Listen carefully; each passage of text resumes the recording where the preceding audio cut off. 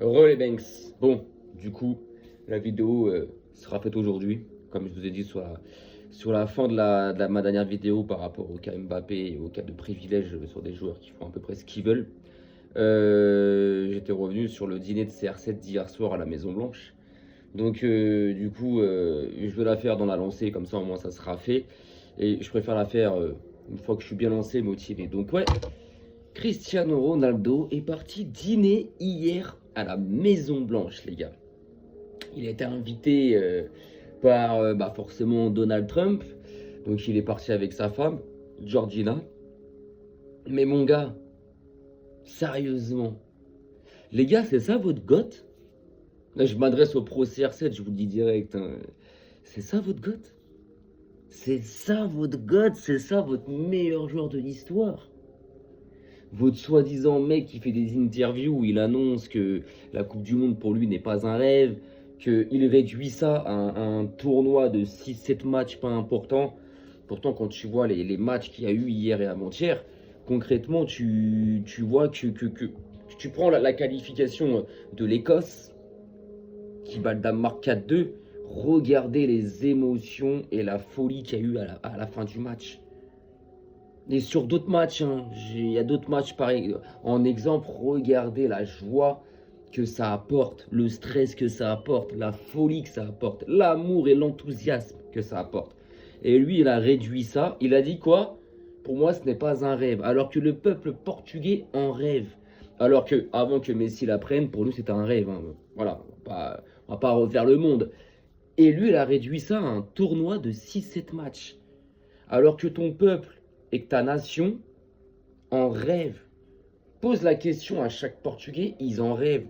Encore l'autre fois, c'est Bruno Fernandes, il y a 2-3 jours, j'ai vu une interview de lui où il dit c'est un rêve de gagner la Coupe du Monde. Et lui, le capitaine de la Seleção, le capitaine du Portugal, te dit c'est pas un rêve, not dream, voilà, que c'est un tournoi de 6-7 matchs, mais frérot, t'es honteux.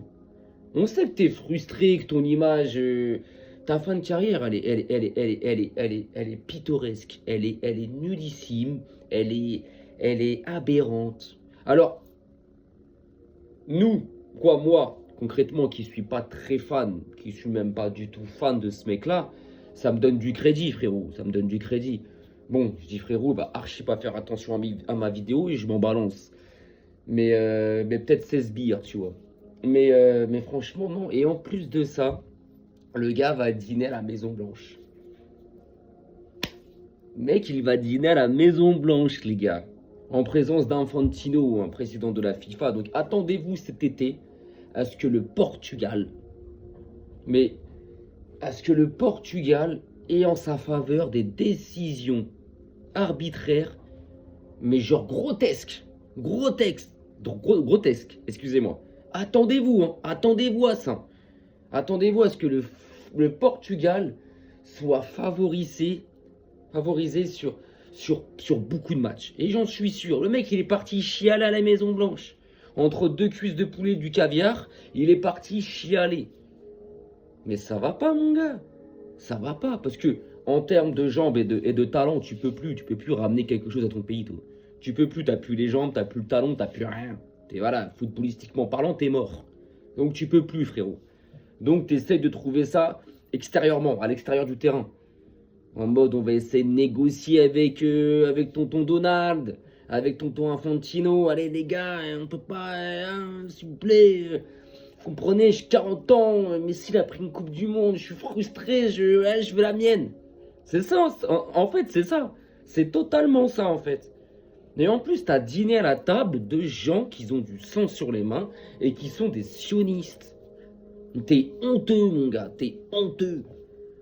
Toi qui fais des interviews là, qui écrit dans des journaux, qui dit ouais, Free Palestine, blablabla, blablabla. Mais t'es qu'un menteur, t'es qu'un manipulateur en fait.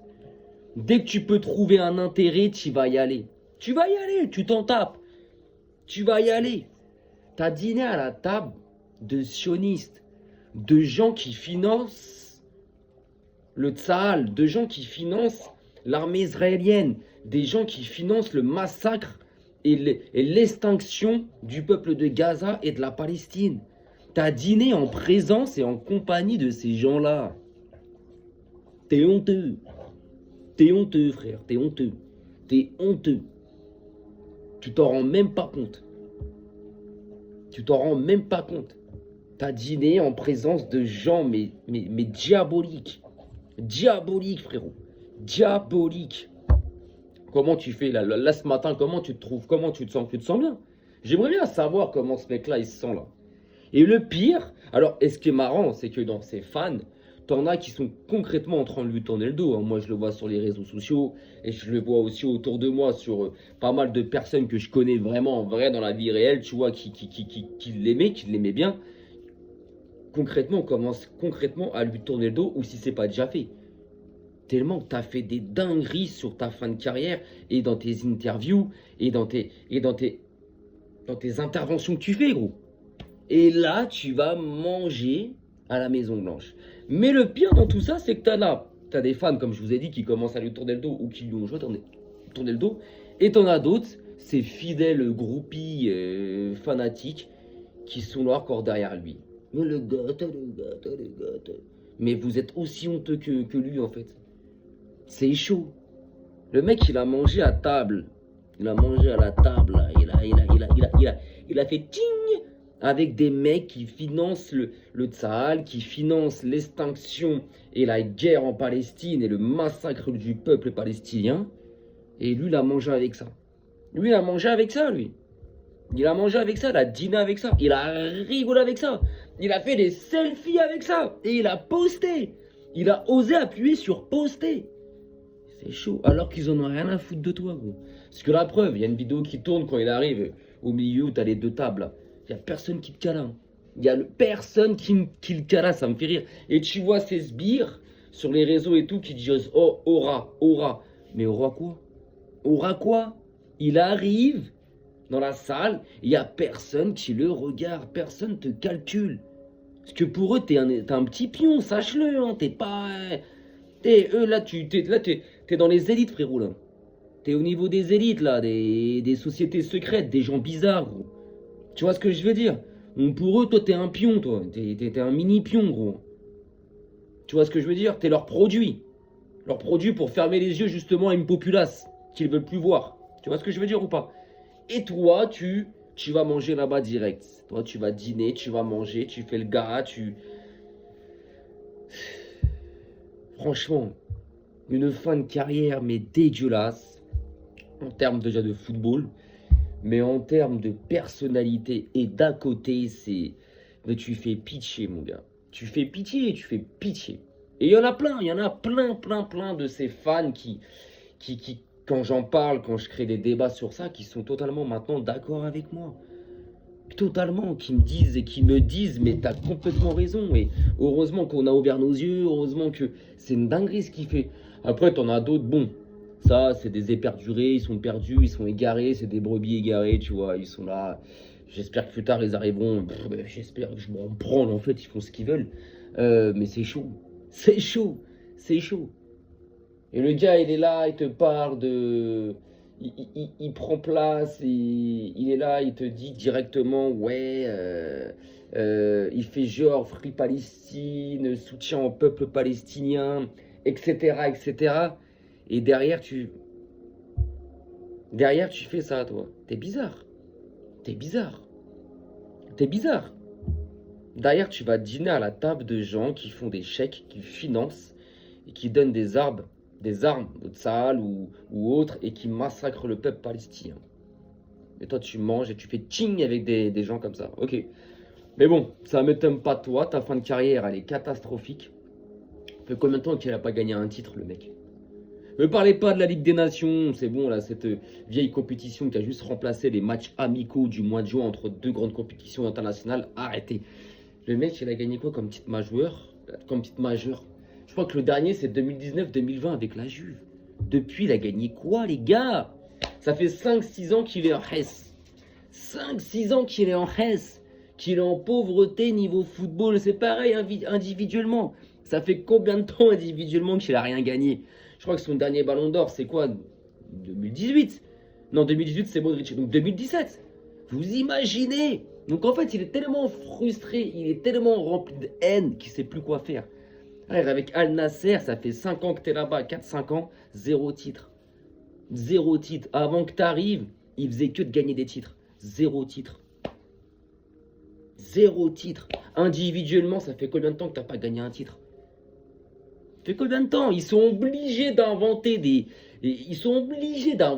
vieux titres, Man of the World, je sais pas quoi, pour te faire plaisir. Mais ça va pas. Mais ça va pas. Donc voilà quoi, j'aurais pas du tout, à une époque, quand on parlait de Cristiano Ronaldo versus Real de Madrid, j'aurais pas du tout imaginé une fin de carrière comme ça pour lui. Alors, je le savais, j'en étais sûr que, en termes de football, de titres, etc., que Messi, de talent, que Messi, vas-y, Messi, il le regarde en dessous de sa chaussure, tu vois, il n'y a pas de souci par rapport à ça, ça je le savais. Mais, en gros, je m'attendais pas à ce que l'homme puisse devenir aussi pourri que ça, en fait, tu vois. Aussi pourri que ça. Je me serais pas imaginé ça, en fait. Et en fait, le mec, il a fait ça. Le mec, il finit mal comme ça. Le mec, je trouve ça, mais petit. Je trouve ça par rapport à toi, genre nul.